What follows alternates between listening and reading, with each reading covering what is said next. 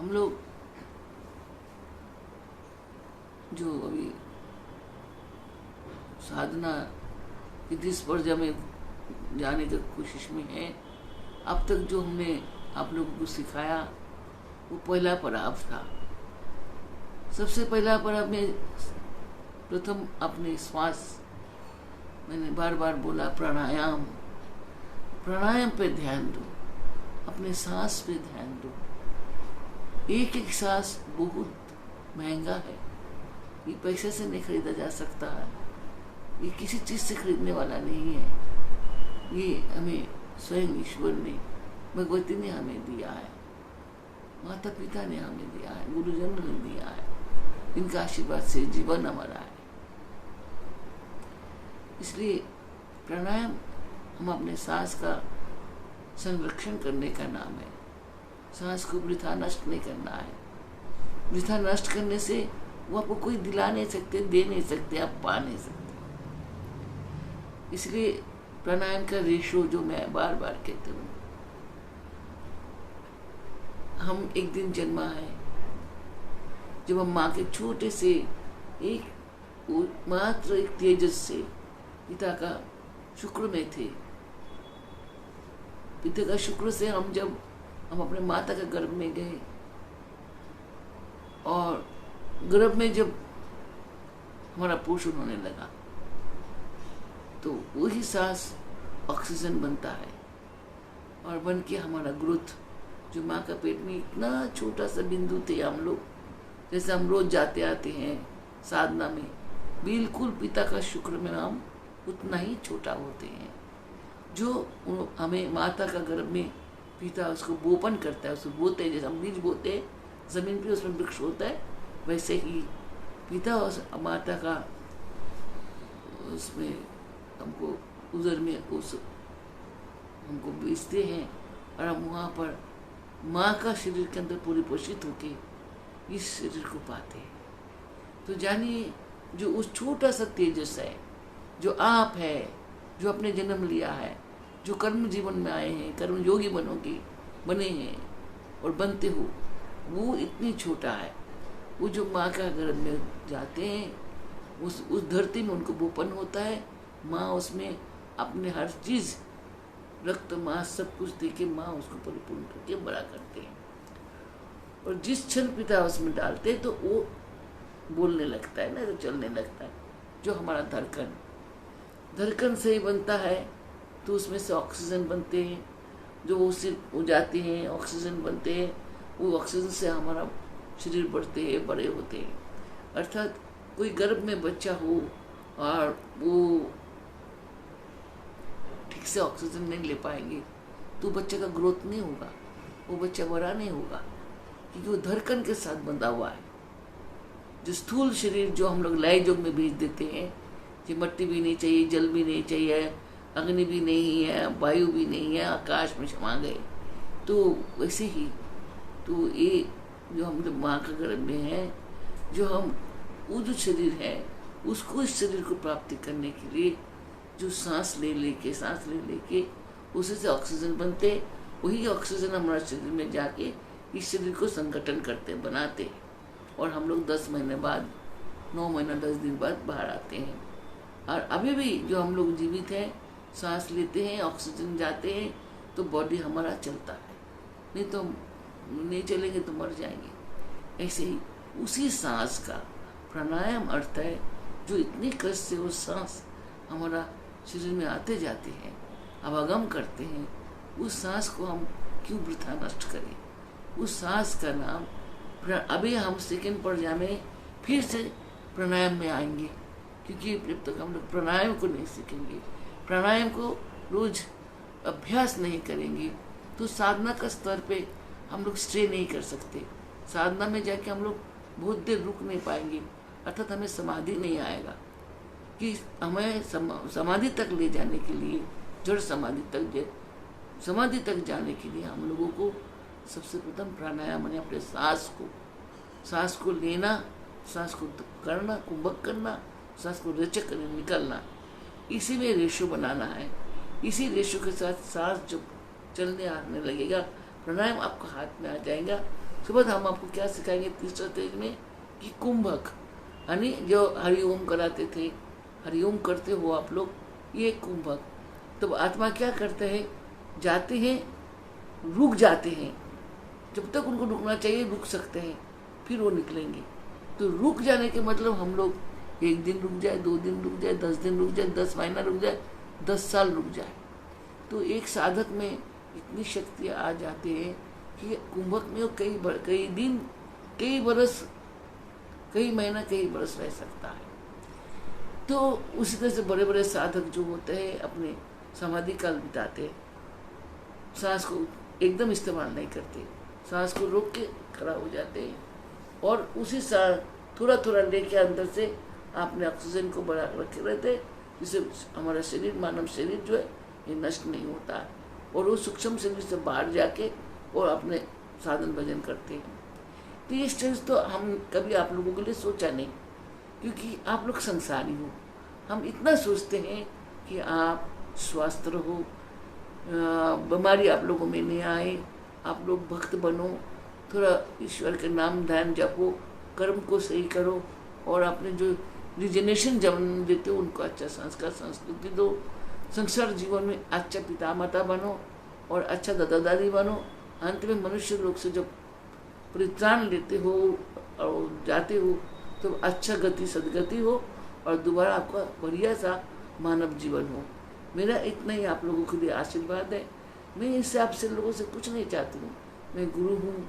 मेरा मन में यही होता है जब मेरे बच्चे हम यहाँ तक लेके आए, इनको आगे क्यों ना उनको जीवन सुधार दे, क्यों ना उनके जीवन को परित्राण की तरफ ले जाए और जब वो दोबारा जन्म ले, जब इस जन्म में कष्ट पा रहा आगे जन्म ना पाए, इस जन्म में जिस चीज़ का अपूर्ति रही, दरिद्रता रहा, गरीबी रहा, कुछ कष्ट रहा, तो अगले जन्म में उनको ऐसा ना मिले, को जन्म सुधर जाए, कर्म सुधर जाए।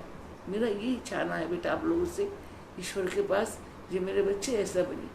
हमारा कुछ नहीं, हम नहीं कहते कि आप जड़ समाधि लो, 1000 बरस जियो, कोई बड़ा साधक बनो, जो बनना चाहते हो वो बनो, जो सही इच्छा से बनना है बनो। लेकिन गृहस्थी के लिए मैं एक सभ्य एवं संस्कारी संस्कृति से जुड़ा हुआ एक सद्व्यक्तित्व चाहती हूँ कि वो सद्व्यक्ति बने। मैंने ये प्रोग्राम शुरू करने से पहले आपको कहा था हम आपको सत्य के दर्शन कराना चाहते हैं, सत्य की ओर ले जाना चाहते हैं। याद होगा आप लोगों को, ये सत्य यही है कि हमारा जन्म सुधर जाए, हमारा कर्म जीवन सुधर जाए, हमारा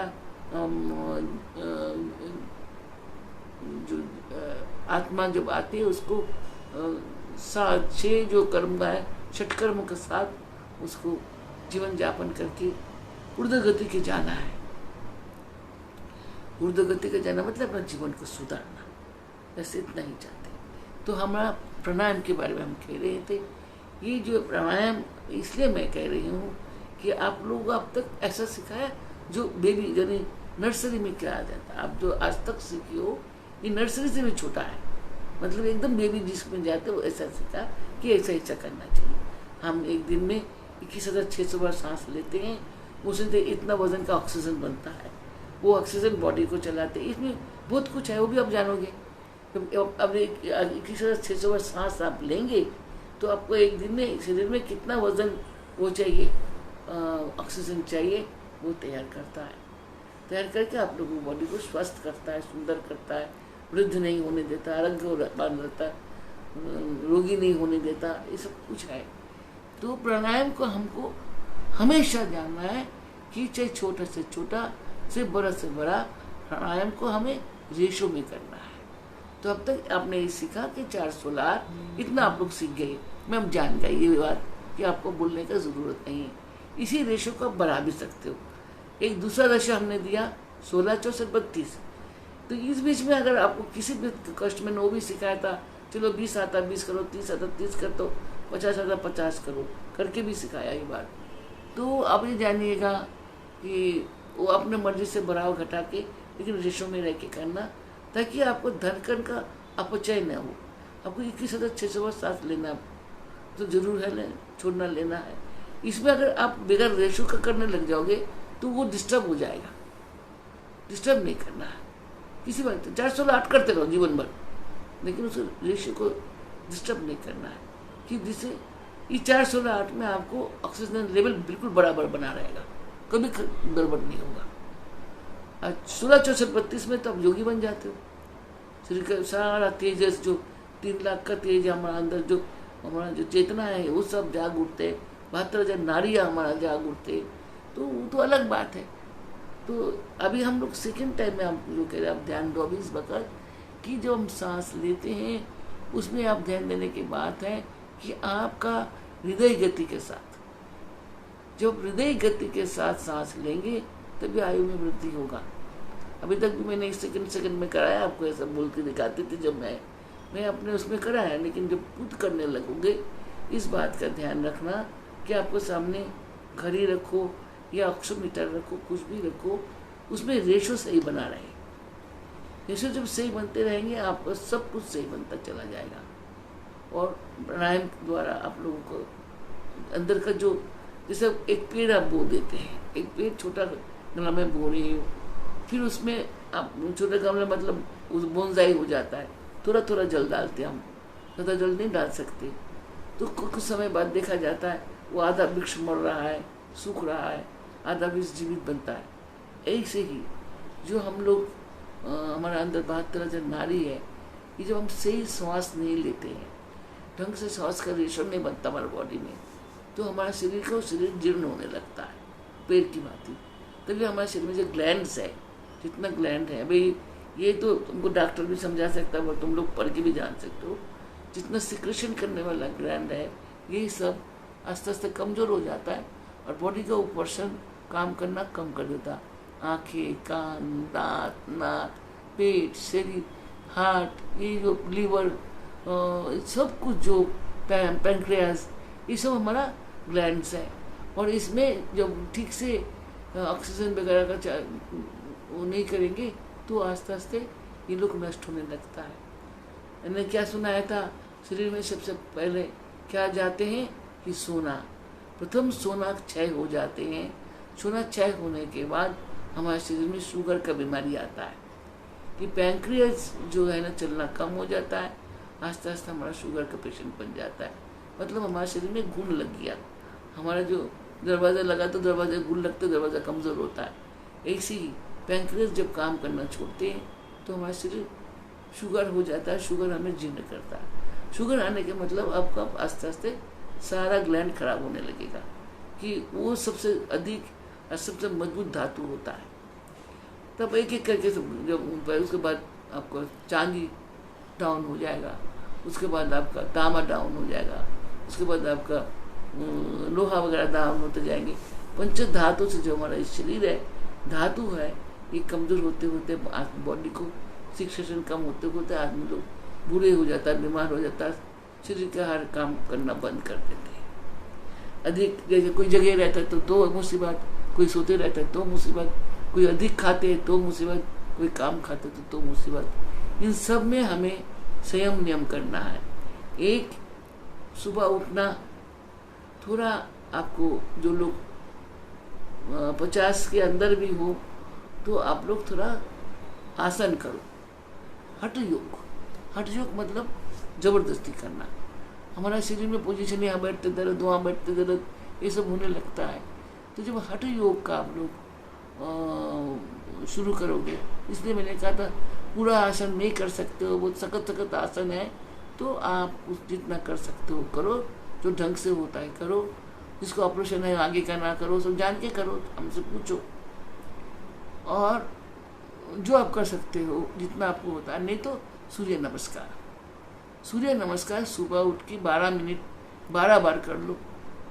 एक आसन तो 6 बार करते ना, तो 12 टाइम कर लेना, तो शरीर जितना सारा दिन में हमारा पॉइस चल लेगा। जैसे हम लोग अपने शरीर को चलाते हैं उसमें आदी बन जाता है, तो आपको उसमें बहुत अच्छा रहेगा। तो हठ योग का बहुत ज़रूरी है। हठ योग में सुबह का खाना खाना, उसके बाद खाना, नाश्ता जो आप खाते हो, नाश्ता देख के बाल के कोशिश करो 10 बजे तक खा लेने की। 10 के बाद नाश्ता ना करो। दोपहर का खाना 1-1:30 के बीच 2 के तक खा लो, जितना भी थोड़ा बहुत खाना है खा लो। शाम 4 बजे कुछ डाल दो पेट में। फिर रात का खाना भी कोशिश करो। मैं या बोलते तो पहले इसमें आने से पहले आप बेशक खा लो 9 बजे 10:30 के भीतर आपको हजम हो जाए खाना, तो खाने पे ध्यान दे सकते हैं। तो इसमें ये क्या होता है, एक किस्म का ये योग हो गया कि आप अपने शरीर को नियम में बांधना शुरू करो। नियम में बांधोगे तो संयम आएगा, संयम आएगा तो सब कुछ अच्छा बनने लग जाएगा। नियम और संयम 2 भाई है, जैसे हमारे 2 आँख है ऐसे 2 भाई है, और दोनों को जब हम लोग 2 आँख से जब देखते पूरा देखते, एक आँख से आधा देखते, बिल्कुल ऐसा। इसी संयम नियम के साथ जब हम लोग प्राणायाम को करेंगे, सुबह हम लोग सूर्य नमस्कार के साथ थोड़ा प्राणायाम करेंगे, और शाम को थोड़ा 4 बजे बाद खा लिया, उसको नहीं खाया, खाने से पहले जो ऑफिस जाते हो वो तो लेट होता है, अगर खाने के पहले हम लोग कर सके, और नहीं तो खाना जल्दी खा लो, थोड़ा देर सोने से पहले कर लो, थोड़ा थोड़ा। जैसा हम अपने पेट में 2 टाइम खाना देते हैं, आत्मा को भी 2 टाइम भोजन देना पड़ता है। तो श्वास जो है हमारा शरीर का खाद्य है, उसको श्वास को 2 टाइम देना चाहिए। ये जो मैं आपको दे रहा हूँ एक क्लास का पहला लेक्चर, इस सेकेंड हम लोग सेकेंड मोड में घुस रहे हैं अभी, जहाँ सांस का बात ज़्यादा होगा, क्योंकि ये सांस आपके पास अति कीमती है, जिसका कीमत आप अंक नहीं सकते, जिसकी कीमत आप दे नहीं सकते। ये इसी श्वास द्वारा आप अपना गृहस्थ जीवन, अपने कर्म जीवन, अपने जीवन सुधरते हो, धर्म अर्थ काम मोक्ष चारों को काम सुधरते हो, और पुनर्जीवन के लिए फिर जाते हो, फिर पुनर्जीवन में आके फिर कर्म में लग जाते हो। इसलिए इस सांस को उसकी तरह खर्चा करो, जैसा हम लोग सोना चांदी को बांध करके रखते हैं, कभी 30 त्योहार में पहनते करते, थोड़ा थोड़ा खर्चा करते हैं, बहुत इस तरह से इस सांस को खर्चा करो। देखिए सांस जो है आत्मा रूपी बहुत बड़ा धन संपत्ति है। आत्मा का रूप में समय का भंडार है, तेजस के रूप में एक बहुत बड़ा भंडार। तेजस जैसे छोटा है, उसके पास समय उसका संपत्ति का भंडार है, जो शरीर में रखे उस शरीर द्वारा कर्म करके उसको खर्चा करते हो, और डेबिट क्रेडिट जो होगा वो गुरु महाशय कर देंगे, वो अपने फीस भी ले लेंगे। वो है ना, गुरु को कहा जाता है कि तो आजकल क्या कहते हो आप लोग, सीए, तो डेबिट क्रेडिट बड़ा करके वो अपना फीस निकाल लेंगे, वकील है, और आगे जाके जब हमारा विचार होगा तो वो साथ देंगे, अपना फीस पहले ले लेते हैं, बाद में काम करते हैं। तो गुरु क्या चाहते हैं, जाप। वो जाप जो है, आप वो रेशो का सबसे बड़ा भाग होता है। जब हम जाप करते हैं शांत मन से, स्थिर मन से, धीर मन से जब हम जाप करते हैं, जैसा आप लोग पैसा कमा के ला के बिजनेस में लगाते हो, इधर उधर लगाते हो, ब्याज में लगाते हो, शेयर मार्केट में लगा के पैसा बचा के बैंक में जमा करते हो, ये जाप जो गुरुकृत दिया हुआ मंत्र का जाप जो होती है, बिल्कुल इसी धन की तरह होता। सांस रूपी धन को जब आप जब जाप करने लगते हो, सांस के साथ करवाते हैं हम लोग, कहता है आते हैं सांस करो, जाते हैं सांस करो, और नहीं तो माला पे करो। तो जो समय आप जाप करते हो, वो समय जो है आपके लिए बैंक में जमा पड़ता है। आत्मा रूपी जो समय है, ये समय को आप जब जाप करोगे, जो खाने में, सोने में, बाजार में, बिजनेस में लगा लिया, उसके बाद जो जाप करोगे वो तो गया, वो फिनिश। जो जाप करते हो वो आपको बच जाता है, वो बच जाता है। मतलब उसको कहाँ रखोगे, जैसे आप पैसा कहाँ बैंक में रखते हो, आपको विश्वास है कि बैंक से मेरा रुपया टाका चोरी नहीं कर सकता कोई हमारा टाका चोरी करते पारबे ना, क्यों टाका चोरी करते पारबे ना, इसी डर के डर भय निर्भय होकर बैंक में टाका रखते हो, और उस टाका से ब्याज मिलता है, कुछ मिलता है, आपको दूरावस्था में काम देगा, आपको बेटे को काम देगा, आपको पोतरों को काम देगा। इसी तरह से आप लोग उस धन को रखते हो।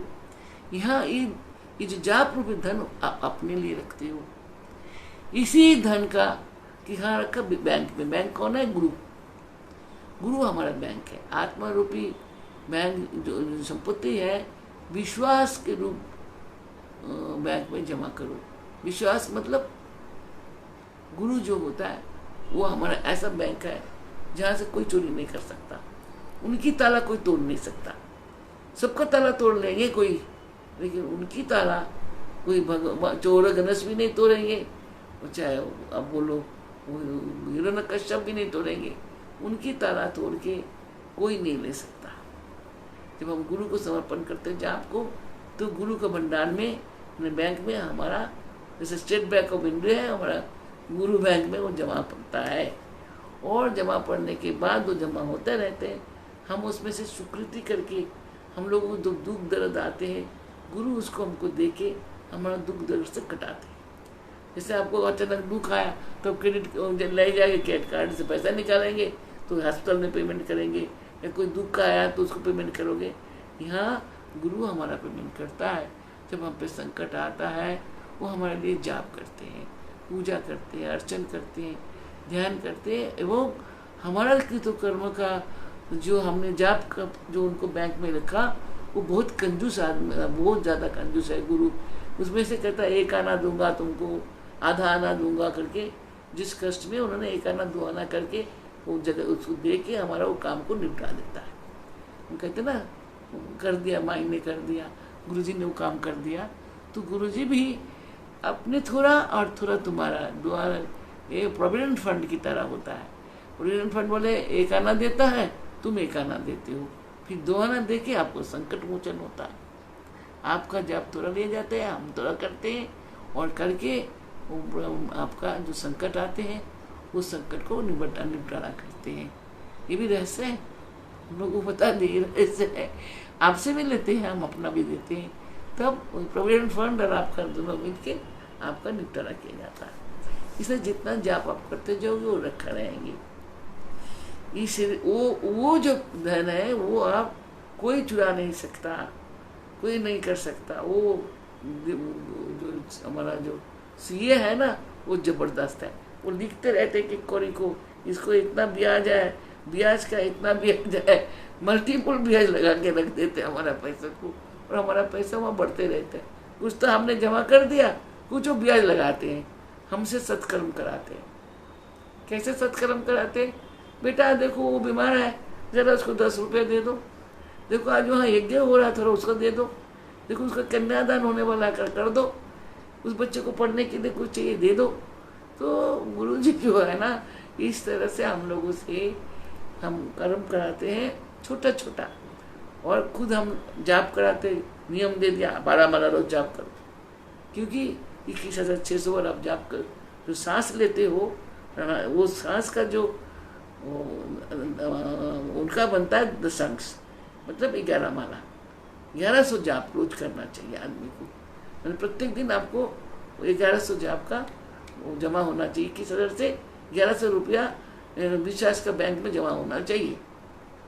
फिर उसमें वो अपना देंगे, अपने भी 1100 देंगे आपको, और आपको 2200 रुपया रोज का जमा होना चाहिए। ये हिसाब है, सीधा हिसाब है बेटा, सीधी हिसाब है। और जमा पढ़ते रहिए, वो आपके लिए काम में आएंगे। जब आप पे संकट, आपके संतान पे संकट, परिवार पे संकट, बिजनेस पे संकट, बाबा माँ देखो ये हालत है, तो उसी से आप मिला के वो सब संकट से हमें दूर करते हैं।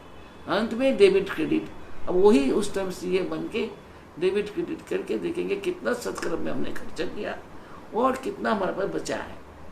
सत्कर्म वाला हमारा 10 गुण हो जाता है। जो उससे सत्कर्म किया गया वो 10 गुण नफा में आता है, 10 गुण नफा में जाता है। आप लोग बिजनेस मैन हो ना, आप हिसाब लगा लो, 10 गुण उसमें इतना ब्याज लगा देता है कि ऐसा करते करते ब्याज पे ब्याज ब्याज पे ब्याज लगा के वो 10 गुना बना लेता है वो सीए जो हमारा होता है। फिर उसको उसके साथ जो हमारे पास बचे मूल उसमें मिला देते हैं। उसी के बेस पे आपका पूर्व जन्म निराधित होता है। और जैसे जैसे कर्म करते हैं, भयंकर भयंकर कर्म करोगे तो सब काट पिट जाएंगे, तो जमा करते रहोगे तो बच जाएंगे। तो वही जाके जब हमारा सब विचार होता है, ये पहुंचता है वकील बन के, और गलती करते हैं कि आपने इनको ऐसा सजा क्यों दे रहे, ये काम नहीं किया, इस बदले में इसने वो भी काम करके रखा, जो सत्कर्म कराएंगे वो कराया, उससे आपको जो उसको पाप को मिटा देंगे, और वो जो आपने किया था उसमें ब्याज में बढ़ा पड़ा उसमें वहाँ पर बढ़ देंगे। इस तरह से वकील अपना फीस लेके, गुरु जो होता है हमें सर्व अक्रम से बचाता भी है और हमारे जीवन को शाश्वत करता है। गुरु का एक ही ध्येय होता है, स्वयं प्रकाश है और दूसरों को प्रकाश देना। तो उनका जो अपने संतान है, जिस गुरु का जो संतान होगा, जो जैसा भी गुरु होगा, जैसा भी माँ होगा, अपने बच्चे को खिलाए बिना वो सोएगी नहीं, अपने बच्चे को पाले बिना वो जाएगी नहीं। तो ऐसे ही जैसे भी जिस स्तर के गुरु क्यों ना हो, गुरु सबसे प्रथम अपने बच्चे को परिपूर्ण करता, उसको देता। उसका अपना कर्म साथ तो होता ही, वो जैसा कर्म पिछले करके आया, उसका भुगती तो उसको सिर पे डंडे की तरह रहता ही है। गुरु तब उसको भूखे नहीं सुलाते। 4 रोटी की जगह में 2 रोटी देगा, 4 कपड़े की जगह में 2 कपड़ा देगा। तो गुरु के शरण में जाते हैं और गुरु एक बार हाथ पकड़ लेते हैं, वो उसको परिपालन करके पूर्व जन्म का पाप को इरेज करता है, साफ करते हैं, इस जन्म का पुण्य से जोड़ते हैं, फिर अगले जन्म के लिए तैयार करते हैं।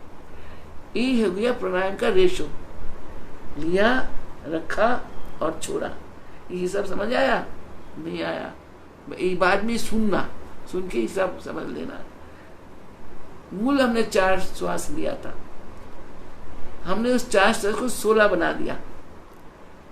16 से 8 हमने खर्चा किया और हमारे पास 8 बच गया। इसी तरह से हम बचाते जाएंगे तो बचते जाएंगे। बचेगा कैसे? ऐसा करते हो तो गिनते रुपया, ऐसा जब ऐसा करते हो तो जाप होता है। ये दोनों उंगली पे तुम्हारा जीवन असत असत बनता है, सत्य असत्य बनता है। ऐसा करोगे अधगामी, ऐसा करोगे ऊर्ध्वगामी। इससे सत्कर्म करने से फिर वो तुम्हारा बन जाता है। तो बेटा सब कुछ संसार जो है हिसाब से चलता है। 6 ऋतु हो गया, 6 दिन रात हो गया, 365 दिन, सब में देखो काउंटिंग है। काउंटिंग के ऊपर रेशो बनता है और दिन रात और सीजन, गर्मी ठंडी सब चलता है। ऐसे आत्मा के भी सीजन होने में, एक आत्मा को सीजन होने के लिए बहुत कुछ के मध्य से गुजरना पड़ता है। और उसके साथ जब उसको छतरी नुमा गुरु रहता है, उसे धूप से भी बचाता है, पानी से भी बचाता है और तूफान से भी बचाता है। और कभी कभी गुरु जो है स्वयं अपने को आगे कर देता है और अपने बच्चे को पीछे कर देता है कि वो मौत से भी लड़ जाता है, अपने बच्चे को पहला बचाता है। ये गुरु होता है बेटा। इसको जब सब काम हम गुरु को साक्षी मान के करेंगे तो काम हमेशा सत्कर्म होगा। इसी तरह प्राणायाम जो हम करते हैं, हम कहते हैं हरि ओम करो, तो ओंकार तो गुरु है ना, ओंकार बिंदु संयुक्तम। ओंकार में जो बिंदु संयुक्त करके जब ओंकार को हम जाप करता है तो गुरु को हम जाप करते हैं, गुरु का दिया रास्ता भी हम चलते हैं। तो इसी तरह गुरु हमारे पास सर्वकाल हर अवस्था में रहते हैं। वो माता पिता भी तुम्हारे गुरु है, तुम्हारा टीचर तुम्हारा गुरु है, और जो तुम्हारा आत्मा का जन्म देने वाला शाश्वत गुरु है वो भी तुम्हारा गुरु है। हम 5 गुरुओं में से निकलते हैं, किसी का ज़्यादा भी होता, आचार्य बहुत होता है, सभी सब अलग बात है। लेकिन प्राणायाम आप लोग आज के बाद से जो भी प्राणायाम करोगे एकदम हार्ट बीट के साथ, जो मैंने शुरू में भी कहा था, हृदय के गति के साथ। हृदय की गति को आपको 60 सेकेंड मतलब 1 मिनट के अंदर 60 बार धड़कन में रखना है। आपको हृदय गति अगर तेज है तो आप क्या करोगे? हो सकता है तेज, क्यों नहीं होगा? ब्लड प्रेशर है, एक्साइटमेंट है, चिंता है, और बहुत कुछ हो सकता है। तो इसलिए आपको जो प्राणायाम करोगे तो आपका प्राणायाम के पहले समय में तो आपका हार्ट बीट ज़्यादा हो गया, समझ लो 70, 72, 74, किसी का 100 तक जाता है, 120 तक जाते हैं, तो प्राणायाम नहीं कर सकते। उसमें क्या रेशो निकलेगा? उत्पटांग निकलेगा ना।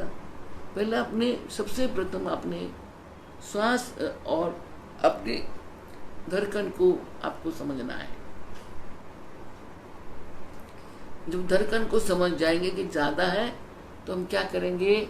चंद्र नाड़ी को चलाएंगे। मतलब चंद्र नाड़ी को चलाने से जो धड़कन जो कम हो जाता है, तो हम लोग बाएं नाक से सरब बैठेंगे, बाएं नाक से सांस को लेंगे, थोड़ा रखिए, मत थोड़ा बहुत, और आपने दाएं नाक से निकालना है।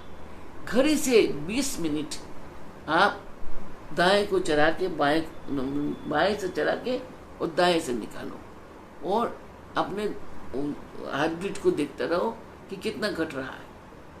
क्योंकि अगर ब्लड प्रेशर का मरीज है तो ब्लड प्रेशर भी नॉर्मल में आ जाएगा। अगर धड़कन आपको तेज है, हार्ट बीट बहुत तो ज़्यादा होता, वो भी नीचे आ जाएंगी।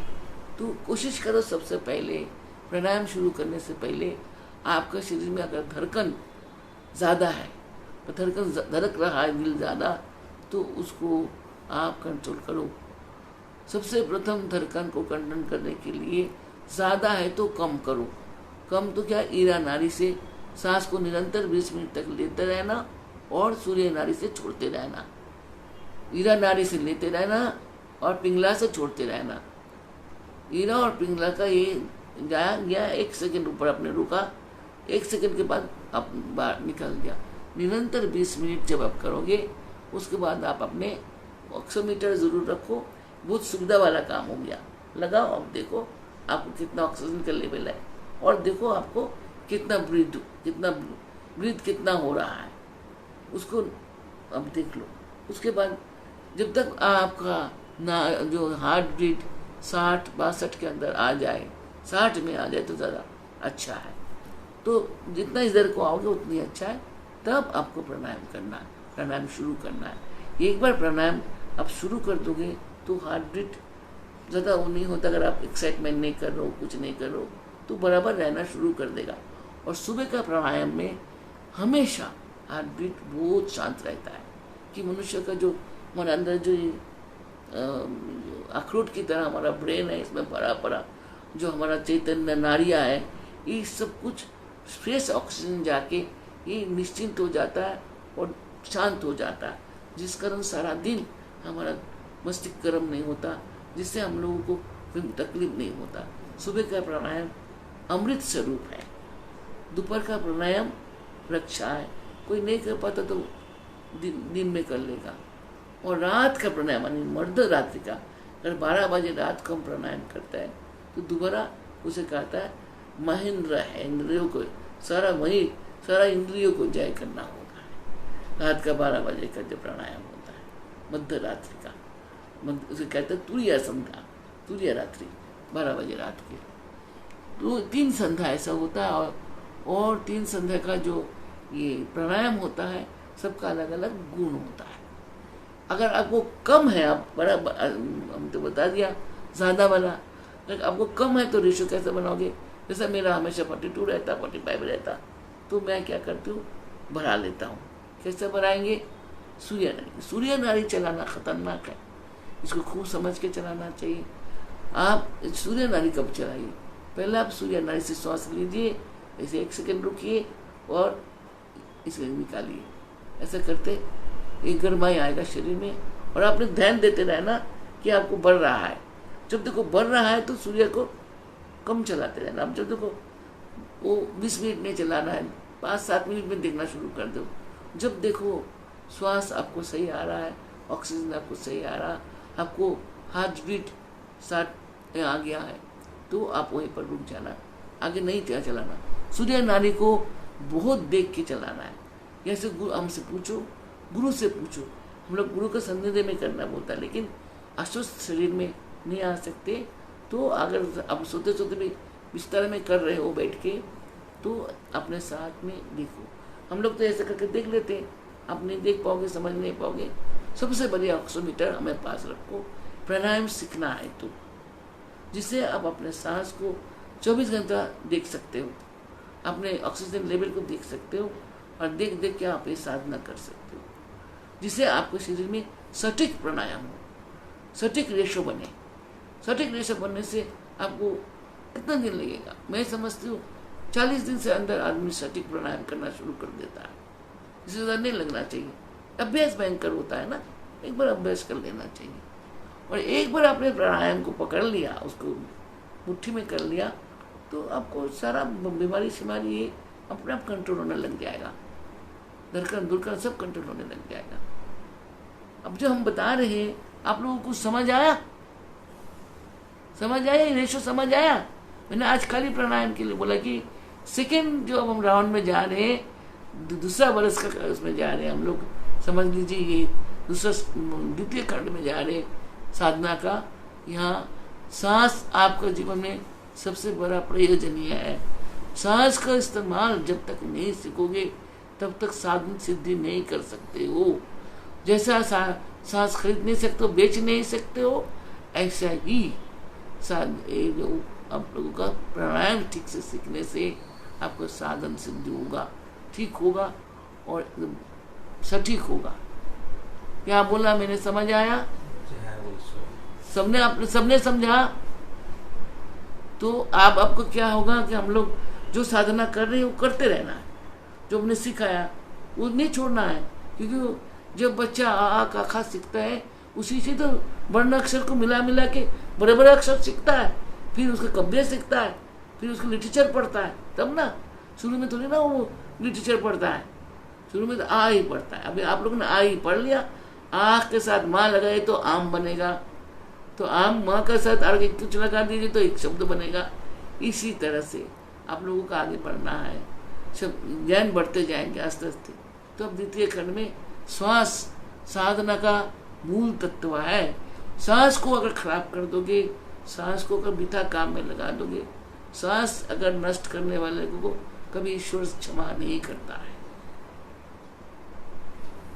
तो हम लोग तो आजकल हमारा सांस नष्ट करने के लिए क्या हमारा पास है, वो टीवी, उसके नाम इडियट बॉक्स है।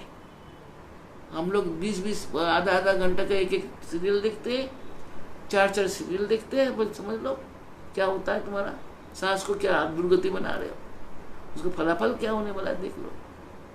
एक हाथ देख लो, आज चाहिए थोड़ा सा मनोरंजन तो चाहिए ना, अच्छा वाला देख लो। लेकिन एक बैठे रहता है टीवी में, ये एक एकदम बुद्धू बनाने वाला बक्स है, जिसमें कार्यक्रम चल रहा है वो और भी बुद्धि खराब करने वाला होता है। तो सांस बचाओ भाई, सांस को बचाने के लिए एक एक सांस को बचाओ। कैसे बचा सकते हो? जिस दिन वो समा जाएगा उससे बड़ा संपत्ति नहीं है, तब ये कर सकते हो। आप सोचो हमारे पास बहुत है, आज खा ले कल के कौन देखेगा, कौन देखा है, ऐसा मत बोलो। आज तक ठीक है, कल को कौन देखा, कल ही असली है, आज तो चला गया। धूप तो जल गया, दूसरा धूप जलना, तो उसको जला के नष्ट करने से पहले क्या अगर आरती नहीं किया ना, धूप जला दिया सुगंध के लिए, क्या फायदा? धूप से अगर आरती ही नहीं किया दीप तक तो मजा आएगा। जब ये जो शरीर, आत्मा और ये जो श्वास, ये तो हमारा धूप बत्ती है। इससे अगर हमने अपने ईश्वर को, अपने माई को, अपने भगवान को अगर आरती ही नहीं किया तो सब काम हो जाएगा, बाकी यही रह जाएगा पीछे। हम तो धूप की तरह है ना, इंसान जला दिया गया, हर क्षण जलते जा रहा है, एक दिन अंत हो जाएगा, नीचे का इतना लकड़ी पड़ा रहेगा, अर्थात तुम्हारा कर्म रूपी लकड़ी तुमको डंडा मारेंगे। धूपबत्ती का लकड़ी इतने पड़े रहते हैं ना नीचे, अगरबत्ती का वो डंडा है, वही आपको बरसाते हैं। फिर तो समझ लीजिए बेटा, ये जो आज हमने आपको समझाया मूल शब्द है, मूल वाक्य है। इन वाक्यों के एक एक शब्द को आँख बंद करके सोचो और इनको अपनाओ कि हमें आज से सांस को नष्ट नहीं करना है, वृथा काम में नहीं। जितना होता है, जैसे आप पैसा खर्चा करते हो, भैया वो कहते हैं 2 रुपये का है, नहीं भैया कम कर दो। ये नहीं सोचते 2 रुपये का सामान बेचने वाले वो कितना गरीब है, कितना मस्त कष्ट करके, कितना साहस करके इकट्ठा करके वो चीज़ बेच रहा है। लेकिन हम जो है हम दे सकते हैं 8 आना, कहते 8 आना कम कर दो। तो इस तरह से अपना 8 आना तो बचाते हो, लेकिन सांस तो नहीं बचाते। इसे जरूर बचा। अब नवरात्रि आ रहे हैं, सरकार ने जबरदस्त बैंड लगा दिया, कहता है 12-14 आदमी से कुछ ज़्यादा नहीं आ सकते। तो भजन मंडली जो आप लोगों को आने के लिए मैंने दिल्ली के बोले हैं, तो आप लोग ऐसे ही सोच समझ के, जैसा मैंने ऐसा आओ, जैसा बोला था मैंने वैसे ही आओ, और थोड़ा थोड़ा करके आओ, और बाहर वालों को कोई आने नहीं देंगे, ताकि हम आपके बार जो हम पूजा अर्चन करेंगे। ये हम लोग जो मंडली है ये मिलजुल के कर लेंगे। और जो आना चाहेंगे तो समय लेंगे, और खाली समय में आके पूजा के बाद में बीच में माई के दर्शन कर सकते हैं। तो दरबार जो खुला रहेगा, 24 घंटे खुला रहता है। तो आप लोग प्रणाम करने के लिए जो पूजा का अंत में खाली समय में आके प्रणाम कर सकता है। आरती आपके उन्होंने घंटा बजाना मना कर दिया, सब मना कर दिया, खड़ा होके कोई अंजलि वगैरह नहीं दे सकते, सब बैठ के करना पड़ेगा। और 10 आदमी से ऊपर कोई आ नहीं सकते हैं, आज एकदम से निकाल दिया गया है। तो ऐसे ही करके आप लोगों को आना है, जो भी आना चाहते हो एट ए टाइम। और डिस्टेंस मेंटेन करना है, दूरियां मेंटेन करना है, मुँह में कपड़ा बांधना है, नहा धो के आना है, और कोई किसी को छुओ नहीं, बस दूरी बनाए रखो। मैं ये नहीं चाहता हूँ कि आप लोग एक दूसरे दोबारा बीमारी, जो बीमार पड़ चुके गया वो अच्छे हो जाएंगे, और दोबारा मेरे बच्चे को बीमार ना पड़े, ये आशीर्वाद देते हैं। और मैं शायद नवरात्र में आप लोगों से रोज मिल नहीं पाऊँगा, लेकिन आप लोगों को मैं सुबह का पूजा का अंश जो देखना चाहोगे मैं टाइम बता दूंगी, जो पूजा का अंश दिखा देंगे। हवन जो हम सब ने जाप किया है, सबने अपना अपना जप संख्या प्रतिपद से लेके अष्टमी के अंदर भेजना। যারা যারা জব করেছো তারা প্রতিপদ থেকে অষ্টমীর মধ্যে পাঠাবে। কারণ নবমীর দিন শুধু আমরা যারা আছি, আমরা আমাদের যারা জব করেছি ভেতরে তারা আমরা আহুতি দেব। আর যারা নাকি তোমরা বাইরে থেকে করছো তাদের प्रतिदिन একটু একটু করে দেওয়া হবে। जो लोग बाहर से, हम सब ने बहुत लोगों ने ऐसे संकल्प कर रखा है मंत्र का, ये हम थोड़ा थोड़ा करके प्रतिपद से लेके और अष्टमी तक देते रहेंगे। तो आप अपना अपना मंत्रों वो कितना संख्या किया है वो संख्या आप हमारा व्हाट्सएप में भेज दीजिए, लिख के भेज दीजिएगा कि हमने इतना जाप किया। अपना नाम अपना गोत्र लिख देना और कितना आपने जाप किया, उतने जाप चाहे कम हो जाए, कुछ ज़्यादा के चक्कर में नहीं, अपने अपने एक एक शब्द गिन लेना, क्योंकि ये यज्ञ है। तो ऊपर से हम लोग फालतू जो देना होता है, अधिक देना होगा हम लोग दे देंगे। तो ताकि आप लोग ने जब किया अपने समय को दिया, जो बैंक में जमा हो चुका है उसको हम ब्याज देंगे, आपको उसका आहुति देंगे, उसका ब्याज हम आप लोगों को देंगे। तो इसी तरह से आप लोग सब लिख के भेजोगे। जो दिल्ली में है, जो लोग आते हो पूजा में दर्शन के लिए, वो समय लेके आना कि हम किस दिन आए। 9 दिन में कब कब आना चाहते हो, लेकिन पूजा का वक्त नहीं आओ, क्योंकि पूजा का वक्त भीड़ करेंगे तो वो पुलिस वाले रोज आके तंग करेंगे। तो उस पूजा का टाइम में जो अंजलि देने वाले 10-5 आदमी रहेंगे तो वो देंगे, जो भूखा रहेंगे। जो दर्शनार्थी होंगे वो पूजा का अंत में आ जाओ। पूजा का अंत समझ लो 1 बजे के बाद पूजा हो ही जाएंगे, और 1 बजे से लेके और आपको शाम को 5 बजे 4 बजे तक समय दे देंगे। इस बीच में आप लोग आके दर्शन करके जा सकते हैं। हमसे भी नहीं मिल सकोगे, क्योंकि उस समय में पूजा के बाद हम लोग नीचे आएंगे तो 2 बजे तक तो मैं नीचे आ जाऊंगी, फिर मिलूंगी नहीं। और शाम को थोड़ा आरती में जाएंगी जब तो, लेकिन आप लोग खाली समय में आके माई के दर्शन कर सकते हैं। आप लोगों को प्रसाद मिलेंगे, आप लोग बैठ के ध्यान कर सकते हैं, माई के सामने जाप कर सकते हैं थोड़ा। क्योंकि बहुत लोग दूर से तो आ नहीं पाओगे, मुझे मालूम है। जो पास वाले हैं वो इस बात का ध्यान रखना कि भीड़ ना हो, घर के आगे गाड़ी ना खड़ा हो। जरूरी गाड़ी नहीं रहना चाहिए, गाड़ी दूर दूर रखना जरूरी होता है। और जैसे हमने बोला वैसा करके आओ बेटा। हमें भी मन करता अपने बच्चों को देखने का, लेकिन क्या करें, सरकार ने इतना कठिन कर दिया है, बहुत ज़्यादा कठिन कर दिया है। कुछ भी नहीं कर सकते, कुछ भी नहीं। पुल तक के लिए वो लगा दिया कि ज़्यादा पुल हम लोग इस्तेमाल नहीं कर सकते, क्योंकि फूल विसर्जन नहीं है। फूल लेके हम कहाँ जाएंगे फिर बाद में। तो उस फूल भी मना कर दिया, सब पूजा का सामग्री मना कर दिया। विसर्जन का प्रथा नहीं है।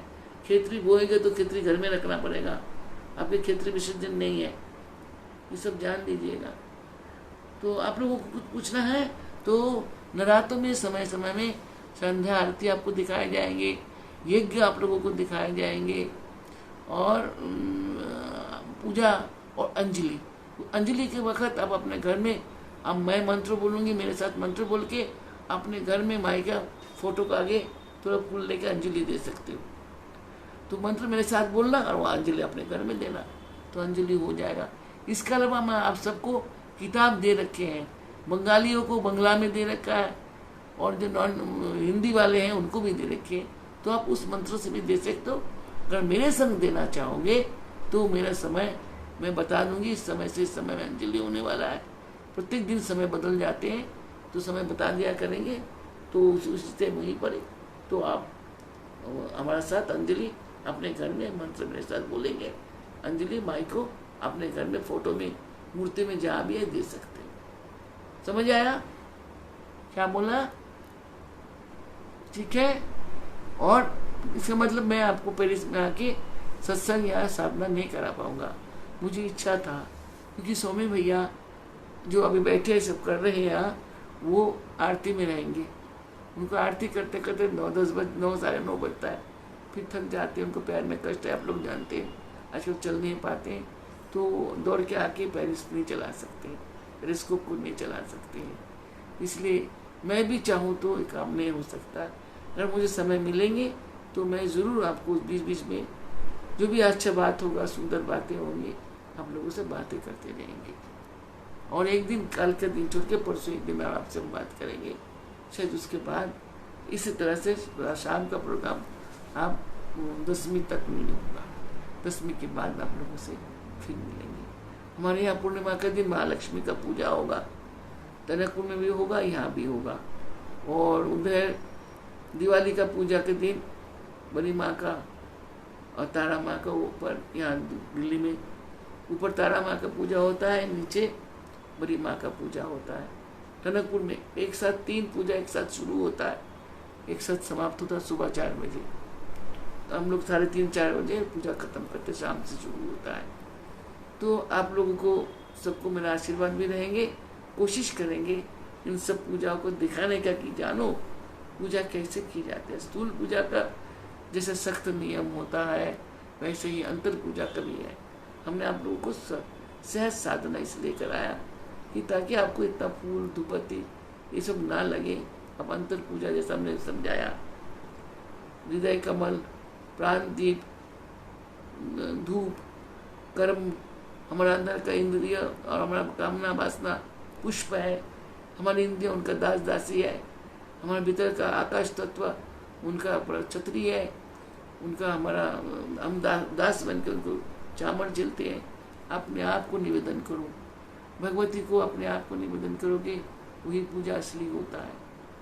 कोई बात नहीं, धूप दीप नहीं हुआ तो अंजलि भी अगर देना हो, अब अंजलि नहीं है, चावल ले लीजिए, और ये पुष्प मुद्रा होता है, ये देखिए ये मुद्रा होता है कमल की तरह। इस मुद्रा में फूल लेके माँ को अंजलि, एकदम सचंदन गंध पुष्प अंजलि।